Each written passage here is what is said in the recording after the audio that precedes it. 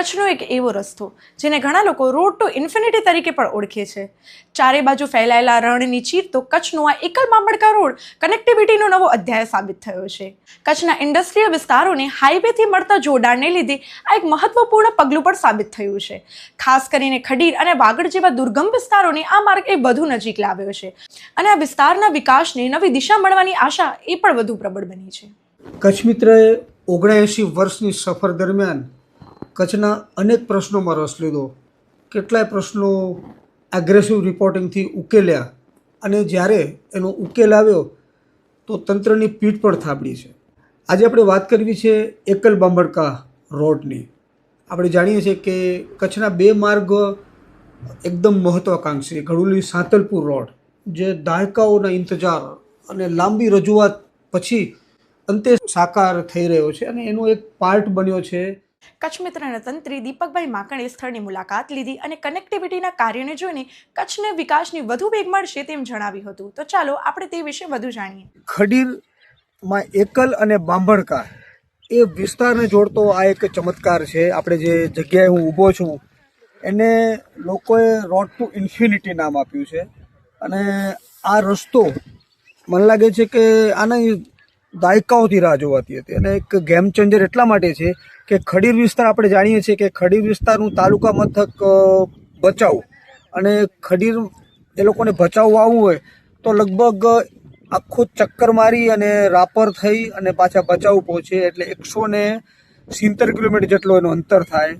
આ રસ્તો બની ગયા પછી એમાં 60 કિલોમીટરનો ઘટાડો થઈ જાય, 60 થી 70 કિલોમીટર ઘટાડો થઈ જશે એટલે આપણે સમજી શકીએ કે લોકોને કેટલી એક સુગમતા થઈ જશે. બીજી વસ્તુ એ છે કે આખું એક પ્રવાસનનું હું તો જોઈ રહ્યો છું કે પ્રવાસનનું નવું ગેટવે બની રહ્યું છે. કદાચ કચ્છને કલ્પના નહીં હોય.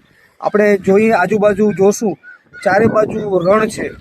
સામાન્ય સંજોગોમાં આ રણ છે એકલનું રણ હોય એટલે એકદમ વ્હાઇટ ડેઝર્ટ થઈ ગયું હોય. આ વખતે અમુક કારણોસર અહીં પાણી હજી ભરાયેલું છે પણ એની મજા એ છે કે લાખો પક્ષીઓ અહીંયા આવી ગયા છે.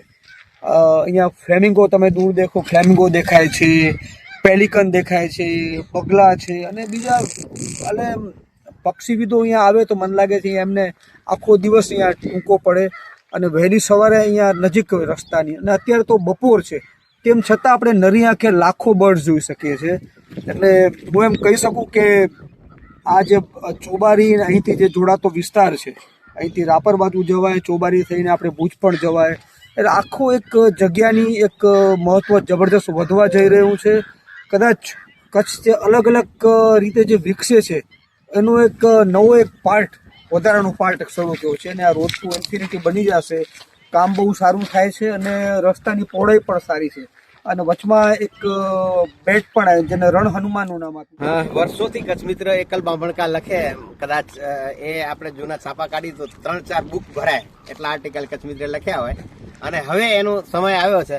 રોડ ટુ ઇન્ફિનિટી લોકોએ પોતે જ નામ આપી દીધું છે. એકલ બામણકાથી એક તો આખો ખડીર છે એ તાલુકા સાથે જોડાશે અને ખડીરમાં વસતા લોકો મોટા ભાગે વાગડ વિસ્તારના છે, ચોબારી વિસ્તાર અને આખા પંથકના લોકો છે એટલે એને જે સામાજિક રીતે પણ ઉપયોગી થશે. સાથે સાથે આ રોડ જે છે એ પ્રવાસન માટે અને સૈન્ય માટે પણ અગત્યનો છે, લોકો માટે છે જ છે. એટલે આ રોડ બનવાની સાથે સાથે અનેક જેને કહીને ખડીર વિસ્તારના પ્રગતિના દ્વાર ખુલી જશે અને એના કારણે આખો જે ખડીર વિસ્તાર છે જેમ કે ધોળાવીરા ડેવલપ થઈ રહ્યો છે તો એમાં એને પણ સીધું તમે ભચાઉ ના જાઓ તો પણ ચાલે, સામેખેડ સીધા અહીં આવી શકાય. અને બીજી રીતે વાત કરીએ તો અહીંયાથી થઈને road to infinity, road to heaven થઈને ભુજ જઈ શકાય એટલે કે પ્રવાસનની એક સાયકલ થશે અને વાગડ વિસ્તારનું જે વિકાસ છે એ પણ દેખીતી રીતે ખૂબ જ વધી જશે. મારે એ વાત સ્વીકારવી જોઈએ કે એકલ બામણકા રોડ માટે પણ બહુ જ લાંબા સમયથી મંથન ચાલતું હતું કારણ કે ખડીર પહેલાં મહાલ હતું. એ મહાલમાંથી એને તાલુકામાં એ વિભાગ તરીકે સમાવેશ કરાયો તો ભચાઉમાં કરાયો અને ભચાઉ પહોંચવું હોય તો રાપર થઈને જ જવું પડે એવી પરિસ્થિતિ ખડીરની હતી અને 145 કિલોમીટર જેટલો ફેરો પડે અને આ રસ્તો થાય તો આખા તાલુકાને બહુ જ મોટી મદદ મળે અને અહીંયા ખડીરને મોટો ફાયદો થાય. એટલે ખડીરને જ ફાયદો કરવાની વાત છે. નગર ખડીર એક એવું આઇલેન્ડ છે કે જ્યાં તમે બહુ જ સારી જાતનું બધું અનાજ થઈ શકે એમ છે. ત્યાં પાણીની જરૂર છે. આ બધી વાતોને મારે અત્યારે પાણીની વાત પણ નર્મદાની નથી કરવી, પણ આ એકલ બામણકા રોડ થયો એ પણ થેન્ક્સ ટુ મોદી સાહેબ. અને આ બધા પ્રયાસો છતાં અમે બધા પ્રયાસો કરતા હતા, કારણ કે મારું કોન્સન્ટ્રેશન ગઢુલી સાંતલ પર હતું.